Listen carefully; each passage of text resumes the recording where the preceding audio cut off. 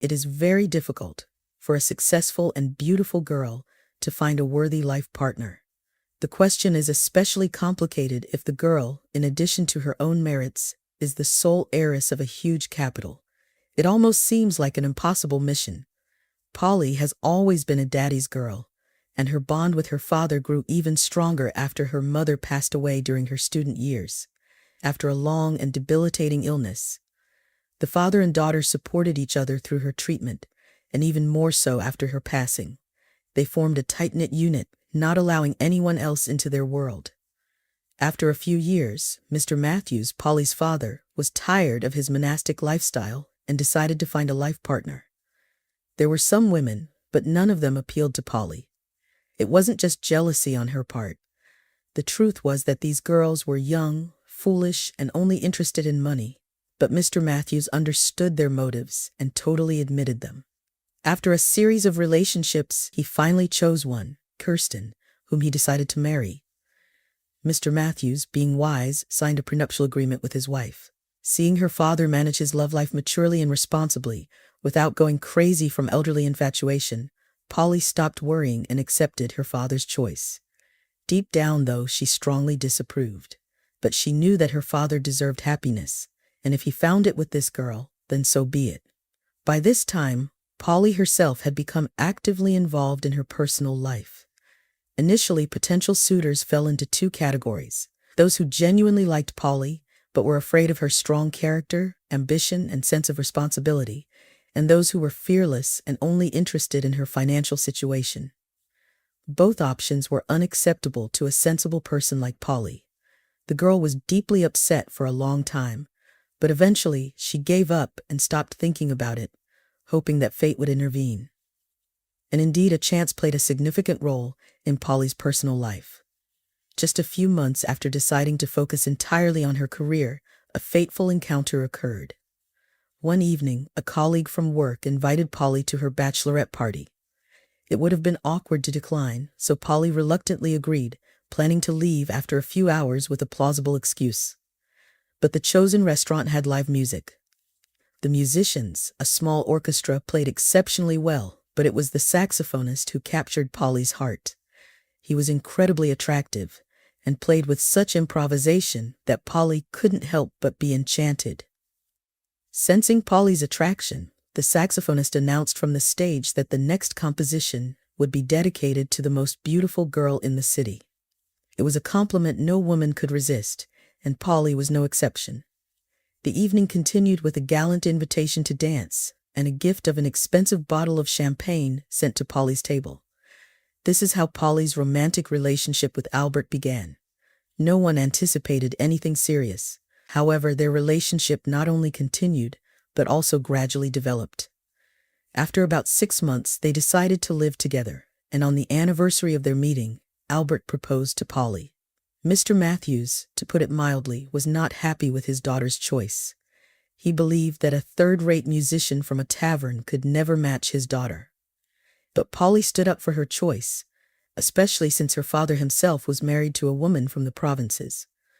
"Fine," Mr. Matthews conceded, "but this marriage will be subject to the same terms as mine. In the event of divorce or, God forbid, your death, your husband will only receive a small portion of your inheritance. Of course, I have already written a will in your favor, and as a backup heir, the city's charitable organizations have been included. And of course, we will have a prenuptial agreement." "I'm not naive, Dad," Polly replied. She was aware of all the risks and dangers, and despite her love, she never turned off her critical thinking. "Does your fiancé know about your intentions? I doubt he will be pleased about this news," sarcastically retorted her father, and he was right. Albert was unpleasantly surprised by this turn of events. "Why? We love each other." Albert seemed genuinely perplexed. "Exactly.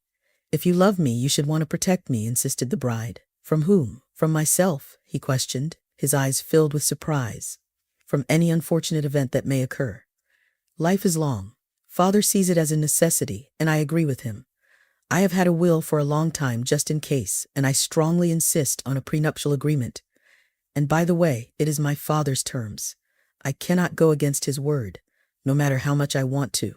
Polly played her strongest card, leaving Albert with no counter-argument. He had no choice but to agree, both to signing the document and to the proposed text. Naturally, Mr. Matthews took care of everything, ensuring that every detail was meticulously reviewed by a competent lawyer. Although Albert made concessions to Polly and his future father-in-law, Mr. Matthews remained dissatisfied by his daughter's choice. Polly is capable and can earn a lot with her intellect, but can a saxophonist provide for his family? Music is undoubtedly a wonderful occupation, but Albert is clearly not a virtuoso. What about supporting his family? And what about the children? I wish he would earn enough for his own needs at least. Yes, Mr. Matthews had a different upbringing and attitude towards family responsibility. Of course, his choice wasn't ideal either, but he considered that, in his case, it was different. It's one thing for a mature man to choose a life partner for enjoyment, when he has already achieved everything, when he has lived his life. It is quite another when a young woman chooses such an unreliable partner.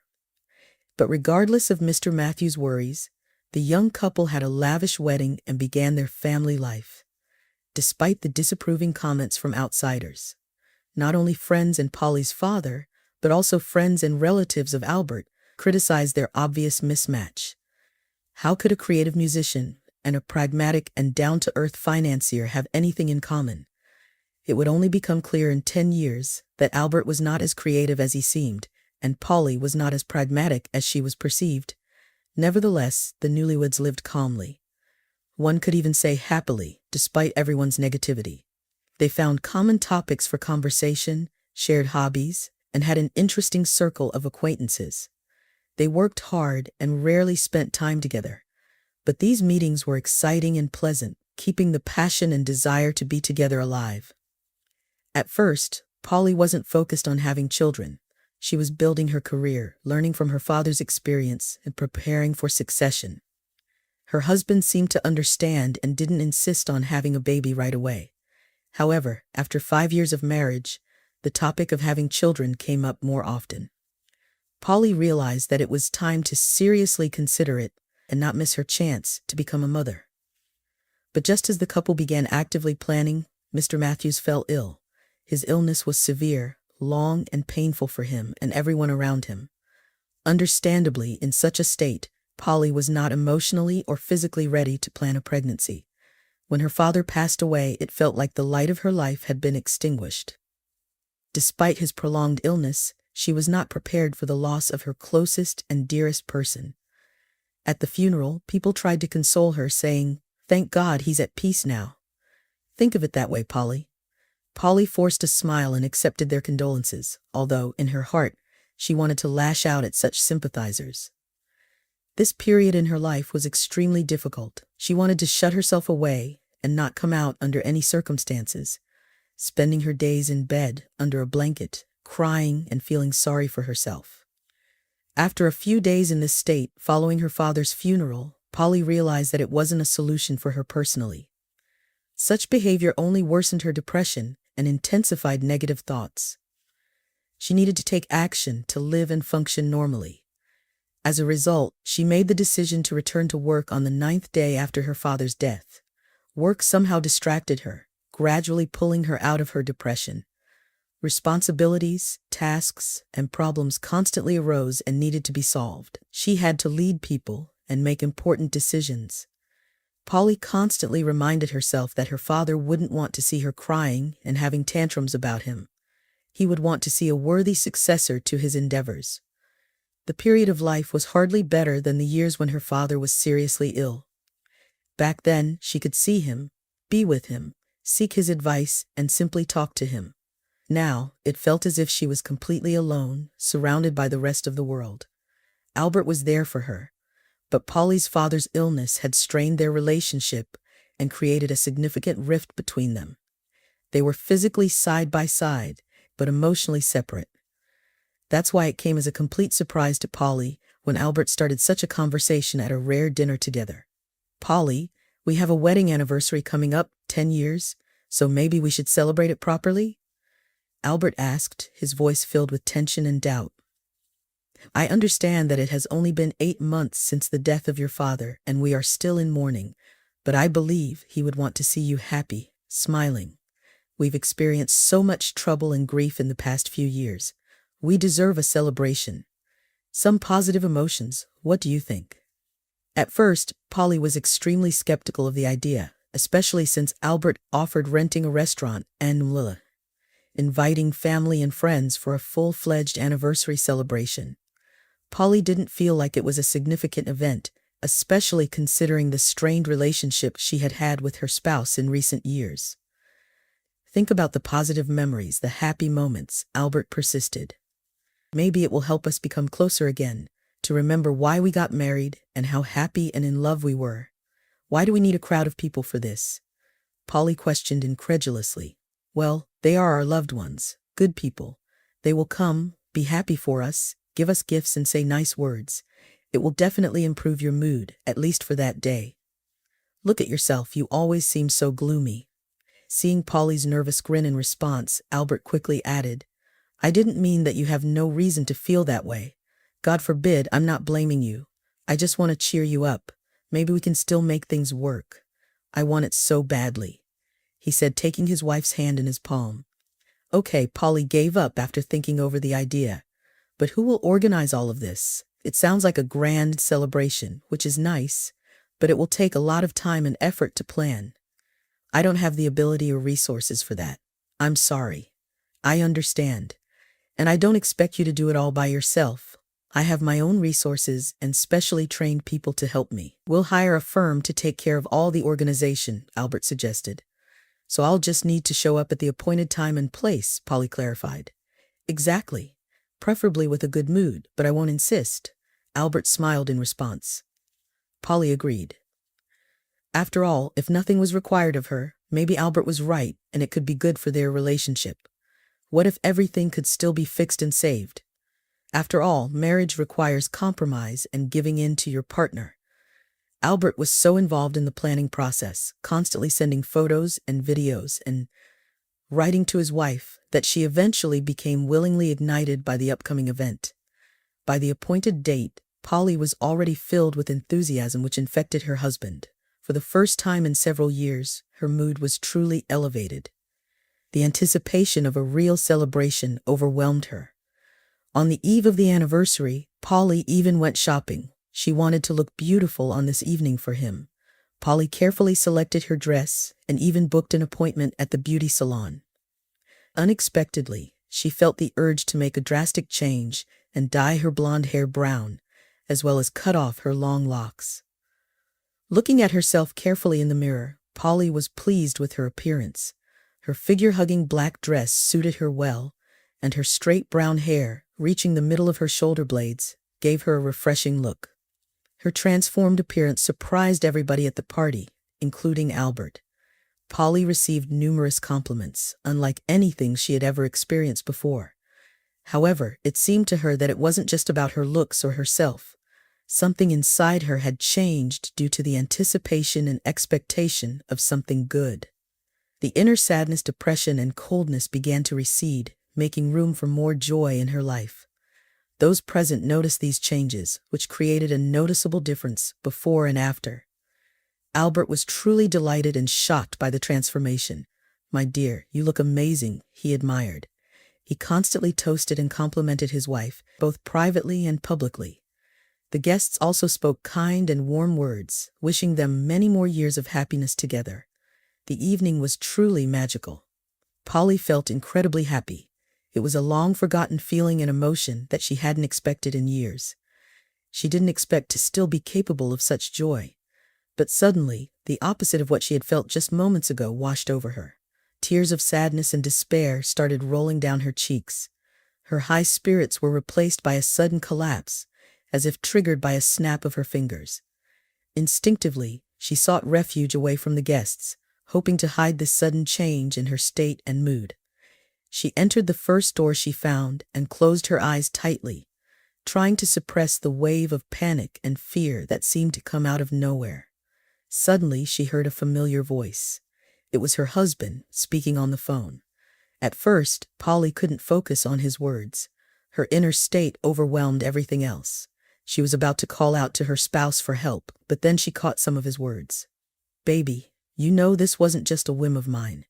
We talked about this 100 times. After hearing baby, Polly's heart pounded even harder. If she thought she had been unwell a minute ago, now she realized the real pain. It was as if she had been struck in the solar plexus, making it hard for her to breathe. Only now did Polly realize that she had taken refuge in the storeroom. It consisted of 2 rooms, and Polly was in the first one. Albert was clearly in the second room, feeling safe with the closed door and without fear of being discovered. Oh yeah, she's enjoying herself a lot. I wish you could see her. She even dyed her hair and changed her hairstyle. It suits her, by the way. Albert's laughter filled the room. The interlocutor must have said something as his next words followed. Don't be jealous. You know who I really love. Polly thought to herself. Well, at least now I know it's obviously not me. Although I would like to meet your new favorite. Meanwhile, Albert continued after a pause, speaking to his mistress in a tone full of tenderness and affection. Well, come on. It's only a week left to endure. We've been waiting so long. Why are you so upset? Polly couldn't recall him speaking to her like that, except perhaps at the beginning of their relationship. Stop, Polly interrupted her own romantic musings. What week are they talking about?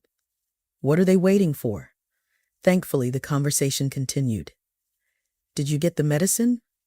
Everything should be untraceable.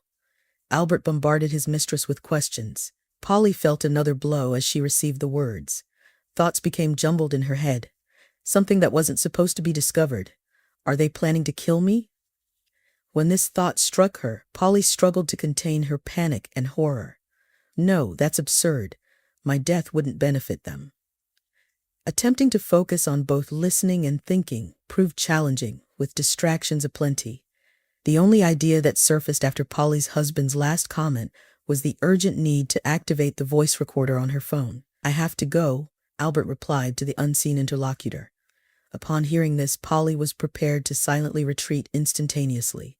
However, her husband's mistress wasn't ready to let him go.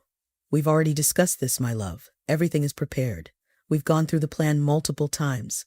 Medication, calling an ambulance, psychiatric evaluation, declaring incapacity, guardianship, it's straightforward.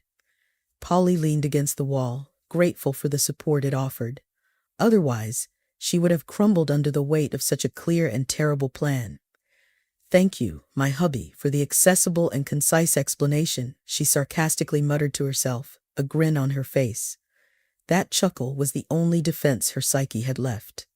Pain, frustration, and despair threatened to make her scream at the top of her lungs. Polly gathered the shattered fragments of herself, desperate to remain composed and undiscovered. I understand your worry. I'm nervous too. But it will all be over soon, Albert said affectionately. Polly wanted to storm into the room and reveal that she had overheard everything, but then a thought struck her. How safe would that be? We have been married for 10 years, and I never thought he could do this to me. What else did I not know about him? What else was he hiding? Contemplating this, Polly realized it wasn't safe to cause a scene or leave just yet. After all, he was still her husband. What other schemes could he come up with? Polly now knew the main point, and she returned to the restaurant hall.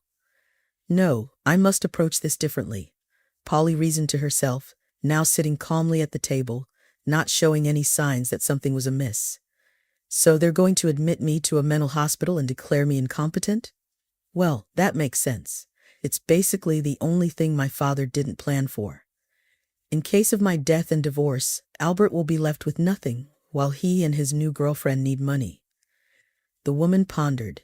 There's no guarantee that they don't have another backup plan that could be even more dangerous for me. I need to prioritize my safety first and foremost, and then take action. And eventually I need to teach this sweet couple a lesson too. I'm not sure how realistic it is to bring them to justice, but something must be done. What would have happened if I hadn't stumbled upon that godforsaken storm by chance? At the right moment. Weeks later, I would be lying in a hospital bed, completely incapacitated. According to my dear husband's plan, no, I cannot forgive such a cruel plan. Polly found it unbearably difficult to think. It felt as if her heart and soul had been torn from her chest and trampled on with army boots. Of course, love, especially as it was at the beginning of our relationship, is no longer there. But in a long-term relationship, it should be replaced with respect. And Albert obliterated everything. Cheating is such a small matter. He wanted to take everything away from me. Not just money, but my sanity, my freedom. How can anyone be so cruel to another human being, especially to his own wife? It's inconceivable and impossible for a good, decent person. Apparently, Albert is not one of those people. It's a pity that this realization came to me so late. All right, Polly, pull yourself together. We need a clear plan, Polly said to herself. So step by step. First, we need to protect ourselves from any harm from this couple. Second, we must teach the dear husband and his mistress a lesson, or better yet, punish them. It was only at this moment that Polly finally realized she couldn't handle this alone. She needed someone who could help, someone she could trust. This is a matter of life and death. So think more carefully, please, the woman reminded herself. This inner monologue was draining, preventing her from focusing, easily distracted by everything around her. Meanwhile, Albert was dancing with someone in the middle of the hall, as if nothing had happened. It's as if 15 to 20 minutes ago, he hadn't discussed a detailed plan to eliminate his own wife. If I hadn't heard it myself, I would never have believed it. Polly concluded, so these emotions are unnecessary. I need to think and make decisions. The entire future of my life depends on it.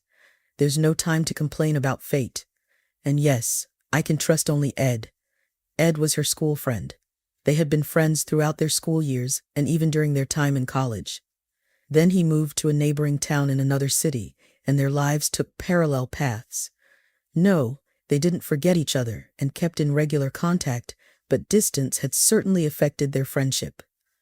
With her purse in hand, Polly slipped out of the restaurant. Once outside, she walked a few hundred meters away and called a cab. She didn't want to linger at the entrance, where her guests occasionally went out for a smoke and fresh air. Polly had no desire to engage in conversation with a noisy crowd, and there was a risk of running into her husband face to face. That would be too much. She wasn't certain if she could maintain her composure when looking into his eyes. It's a good thing I have a 2-hour drive ahead of me. It will give me some time to recover and gather my thoughts. Polly reassured herself.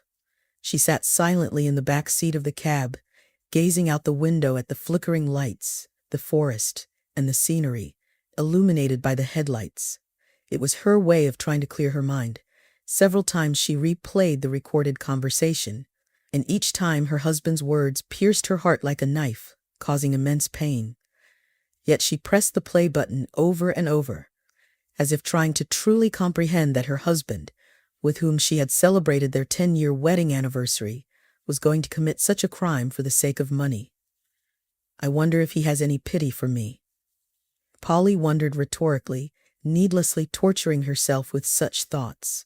Of course, from his tone, it was clear that he didn't care. When the taxi driver finally pulled up to Ed's driveway, it was almost 3 o'clock in the morning. What a perfect time for an unexpected visit from a school friend, Polly muttered to herself. She even considered waiting until morning at a local bar, but realized that her problem couldn't wait. After standing outside for a moment, taking a deep breath, she dialed the correct apartment. Polly began to worry that Ed might not be home, but then she heard a familiar, disgruntled voice saying, "Who is it?" "Ed, please open the door. It's me, Polly." "Polly?" Ed interrogated, clearly still half asleep. Before the woman could respond, she heard the sound of the front door unlocking. "Hi, I'm sorry for coming at this hour, but it's an urgent matter. I have nowhere else to go. Come in." "Let's not broadcast the details of your personal life to the neighbors," Ed interrupted. "Come into the kitchen. Get settled. I'll make some tea or coffee. I just need to quickly wash up and change clothes." Polly obeyed unquestionably. She herself was thirsty and even hungry, which was odd. "Well, now tell me about your problem," Ed said, entering the kitchen with a towel in his hands. "By the way, I messaged you today, or rather yesterday, to congratulate you on your wedding anniversary and apologize for not being able to come. But you didn't reply. I'm sorry. I didn't have an opportunity to text you. I had a lot on my mind. Everything happened at the celebration." "Ed," Polly replied, struggling to hold back her tears. And then she described how she suddenly felt ill, how she found herself in the storeroom, and how she overheard her husband's conversation. That's the whole story, she concluded. Ed had been silently listening all the time, his expression reflecting extreme surprise. I can hardly believe it. What are you going to do? He asked. For now, my priority is ensuring my own safety and taking appropriate action to hold them accountable. Naturally, safety comes first. I don't know their plans or what they might do next, so I need to be prepared to counteract them. Well, while you're here in my apartment, you're safe. No one can harm you, Ed realized. Yes, that's why I came here. It hit me like a ton of bricks.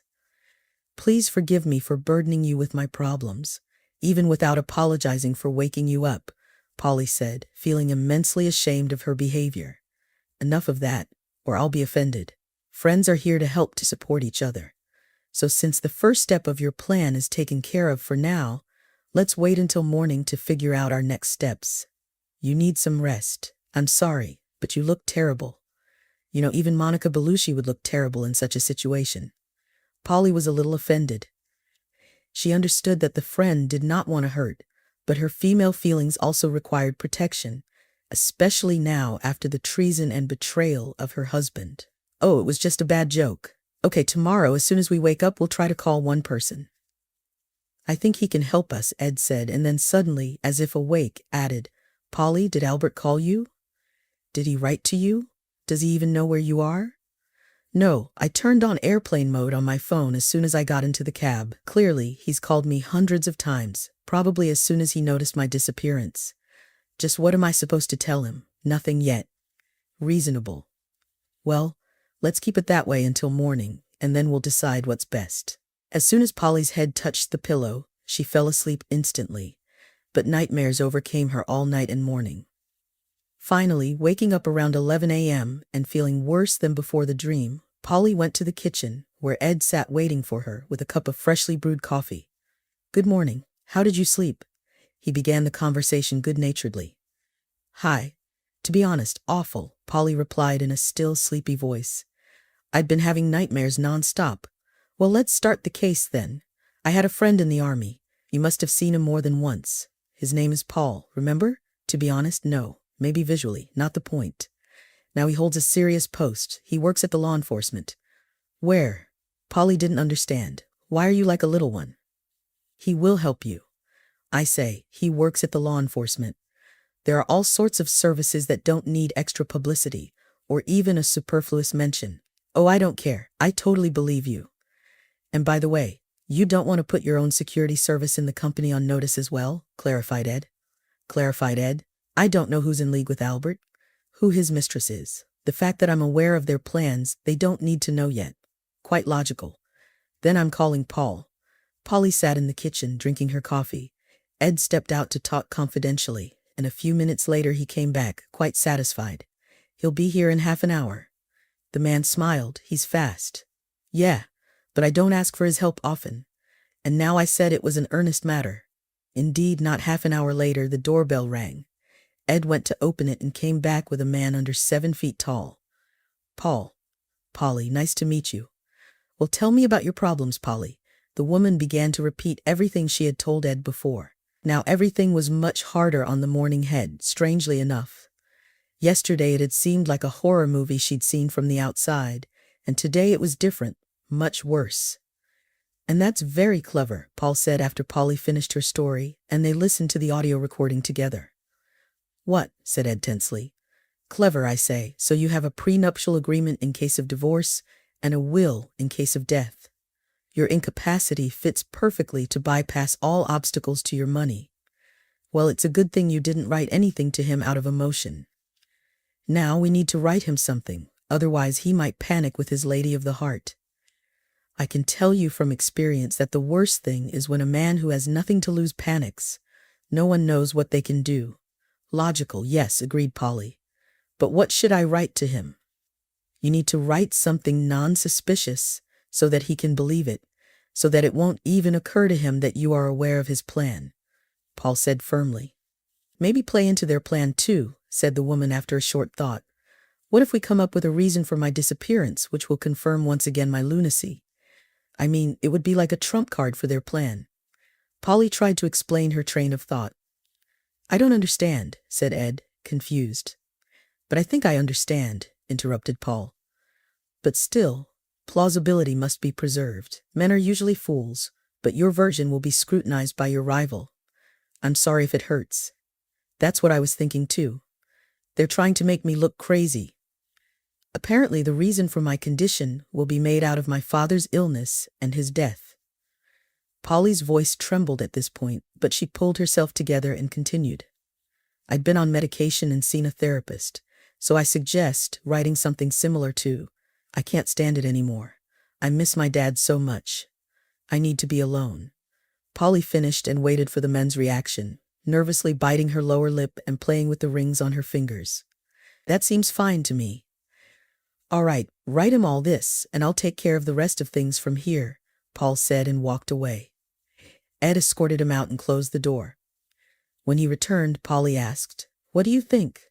If you trust me, then trust Paul too. He saved my life. I know who I'm vouching for. Yeah, I'm not talking about him. Paul makes an extremely positive impression, though I shouldn't talk about it now. I'm the worst judge of character in the world. I'm asking in general. Neither you nor I are professionals in this matter. We delegated the task to a man who understands this business, and he gave us guarantees. I trust him. That's all I know, Polly.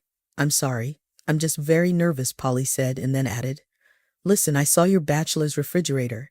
It's not good to eat like that. How about you go to the store with a list and I'll cook for you on a large scale? Ed agreed with pleasure, because he realized perfectly well that Polly needed to occupy her hands to turn off her head. The next few hours Polly spent quite actively. She cooked soup, made meatballs, and put them away in the freezer. She also fried pork and even made pancakes. Ed went into another room so as not to disturb her, and when her friend finally called him to the table, he was simply amazed.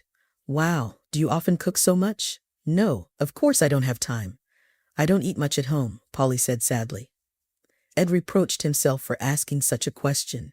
He started to eat and praise, trying to please the woman and change her mood. But all his attempts were in vain. Polly only sank deeper into her thoughts. I'm going to bed, okay? I'm a bit tired. Will you wash the dishes after yourself? Of course. Thanks, Polly. It's delicious. What Polly really wanted was just to lie in peace and quiet, to be alone with herself and cry. She felt sorry for herself, no matter how ridiculous and silly it sounded. Yes, she was a grown woman who felt sorry for herself. Sorry for her 10 years with her husband. Sorry that it was ending like this. Sorry for her life. For about 4 hours, the woman lay staring at the ceiling in the dark, occasionally wiping away tears. When she finally began to drift off to sleep, suddenly there was a nervous knock on the door. Polly, may I come in? Ed asked. Paul's calling. Of course, come in. Instantly throwing off her sleep, said the woman in response. I'll put you on speakerphone, Ed said, and pressed the button. Paul, you're on speaker. Polly is listening. In general, we found out the name of your husband's mistress, the organizer of everything you heard. It's Kirsten. Kirsten? Repeated the woman, not realizing at first who she was talking about. Yes, the widow of your father. We already know for certain that she is the organizer and mastermind of the intended crime. Albert is only a co-executor. Polly froze. It was a new blow. She had been expecting it, but it was simply impossible to prepare for such a thing. Paul said goodbye and disconnected. Albert continued to stare at Polly, waiting for her reaction, but the woman suddenly jumped out of bed and rushed past, pushing the man away, and the sounds of vomiting came from the toilet. Polly stayed there for about 20 minutes, while Ed anxiously waited for her outside. He had been concerned about her emotional state before, but now her physical condition frightened him as well. Finally gathering her strength, Polly came out and asked in a weak voice, Ed, would it be too much to ask you to go to the drugstore? No, of course not. What do you need? What's wrong with you? Her friend instantly responded, pocketing the essentials. I need pregnancy tests. Can you please get some? Sure, I'm on my way. The man quickly closed the front door behind him. Polly had been trying to conceive for years, going through numerous tests, and she had almost given up hope. And now she realized that she was almost 2 weeks late, to which she paid no attention. Stress and depression working almost around the clock. Then there was the added pressure of waiting for the anniversary. There was no time for thinking about that. Anyway, there was no doubt that she was pregnant. The pregnancy test was just the final confirmation. Ed returned quickly, seemingly literally running to the pharmacy. He bought 6 different tests, varying in price and characteristics, determined to be thorough, which even amused Polly. In a matter of minutes, all the tests showed the same result. There was a second stripe. Now she knew for certain that she was pregnant. Pregnant with her husband's child, who wanted to commit her to a mental institution and live off her money. Polly felt a panic attack coming on, but she was interrupted by Ed, who couldn't bear the silence, and knocked on the door. "Polly, are you all right?" he asked quietly and with concern. "Yes," the woman snapped out of her thoughts. "I'm coming out now." After washing her hands, Polly headed to the kitchen. "What's going on?" the man impatiently asked. "I'm pregnant." "What else?" Polly replied. "Really?" Ed stammered. "Is it Albert's baby?" "Of course. Who else would he be? Unlike him, I didn't cheat." Ed looked at her with horror-filled eyes. He seemed more frightened and agitated than the expectant mother herself, and he hesitated, cutting himself off mid-sentence. "I will give birth, of course. It's not the baby's fault. He doesn't need to know his father or be told about him. What matters is upbringing, not genetics. We've been trying to have a baby for years, but it never happened. No matter what we did. And now just one day, after discovering who my husband truly is, I find out I'm pregnant. Destiny must have a very strange sense of humor indeed. I don't know how you're holding up, to be honest." "That's a lot of news for one day," the man said sympathetically and stroked Polly's shoulder. "Is there anything I can do for you? You already do too much for me. I don't have enough to thank you for all of your help." "Polly, stop it, please. Wouldn't you help me if I were in this situation?" "You wouldn't be in such a situation," the woman smiled sadly in response. "You're not that stupid and gullible. I don't like your despondency and apathy. Polly, you've known him for so many years, 10 years only in a legal marriage. It is quite logical that you did not expect a trick from him. What's more, you competently laid the straw for yourself. There's only one life lesson in this, that for every cunning person, there's a more cunning person. And anyway, stop depressing. You wanted a baby. God gave him to you. Maybe not the way you wanted it, but he gave him to you. And you're just sitting there sulking. Is that any way to treat a gift? What do you want? Tell me. I'll go to the store, or we'll order delivery. We'll celebrate this news." Ed was so contagious in his emotions and his joy that Polly couldn't help but give in. The man brought her favorite cake, and they did not hesitate to eat it with spoons, right out of the box. Ed also brought Polly a cute teddy bear as a present, saying that it would be the first toy for the baby. In general, the two of them sat in the kitchen until morning, laughing, talking, and having fun. In the end, Polly felt happy, despite all her circumstances. She was immensely grateful to her friend for his help and support.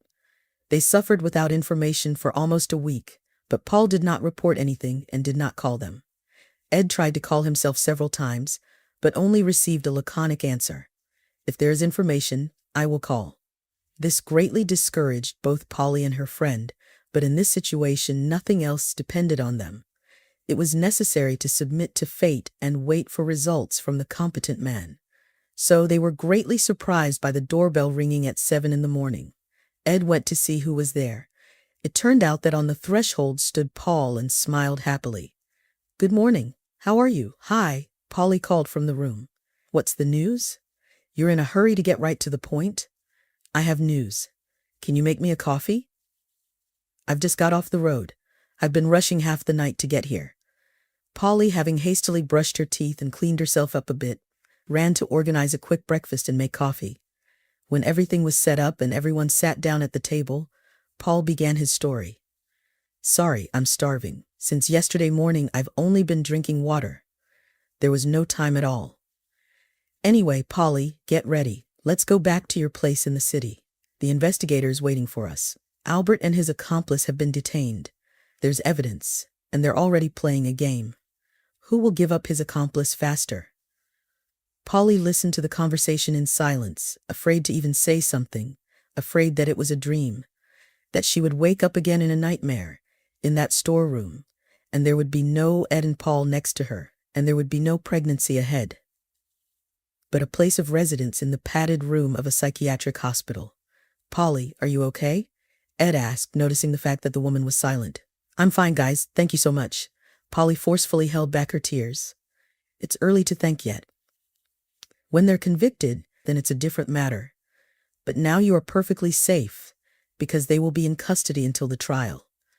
They can't escape justice, especially as each of them has already signed a heartfelt confession, Paul reported. Then why do I have to go to the investigator?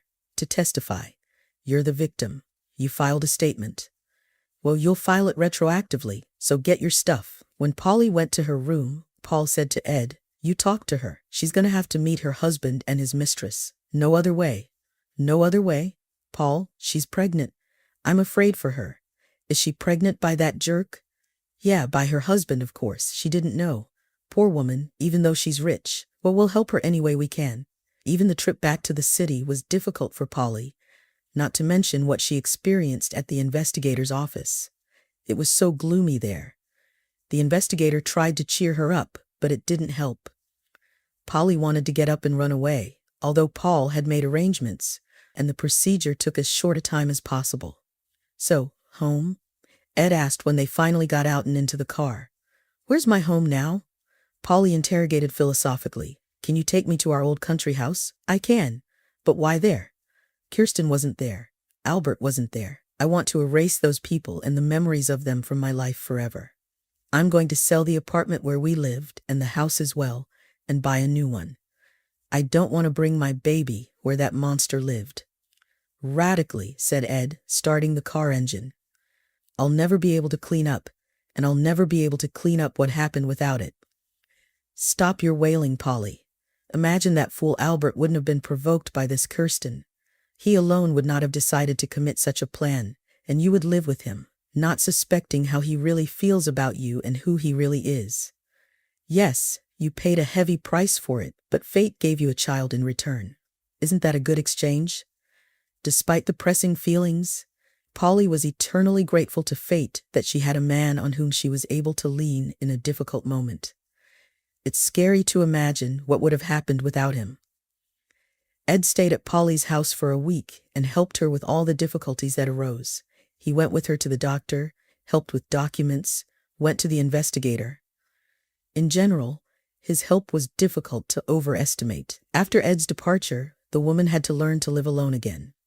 This had never happened to her before in her life. First, she had lived with her parents, then with her father, then married. Now she was completely alone, left to her own devices. Though, of course, it wouldn't be for long. Not even 8 months later, the center of her universe would be born. All these months, Polly spent her time and energy on business and worries to ensure that everything would be ready in time for the birth of her baby. She put great effort into solving real estate issues and subsequent repairs. At some point, she became so tired of these problems that she began to regret her decision to change everything hastily. However, she was pleased with the result. Everything in her new apartment was done in her style, exactly the way she liked it. Naturally, pregnancy took a tremendous amount of strength and energy, but she learned to accept all the problems and troubles as temporary difficulties. Everything passes, and this too shall pass. The eternal wisdom of Solomon was finally reflected in Polly's soul. She also took a philosophical approach to the fact that she was periodically summoned to the investigator's office and then to court. At first, when Paul announced that Albert and Kirsten were detained, Polly thought that it would be incredibly difficult to meet with them. However, she had to attend several court sessions where she saw those who wished her harm and wanted to ruin her life, and she had learned to take it all easy. Fortunately, by the time she gave birth, all matters were completely settled.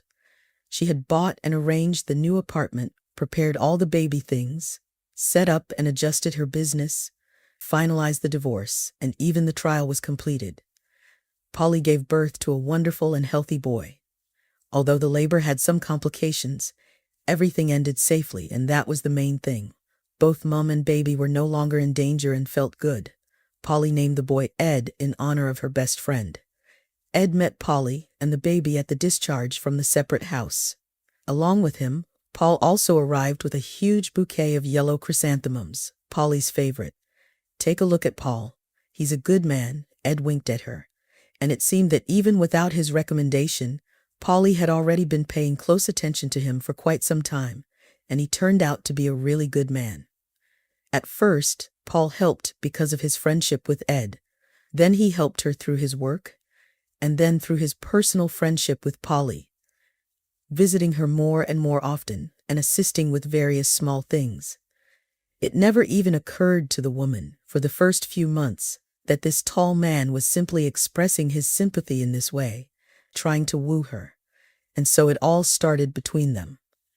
Polly could not have imagined that after such a painful divorce, all the drama and becoming a mother, she would dive headfirst into a new romance.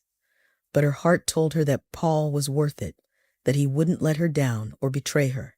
We can only hope that with Paul, Polly will find her happiness as a woman, build a strong and real family, and finally be happy.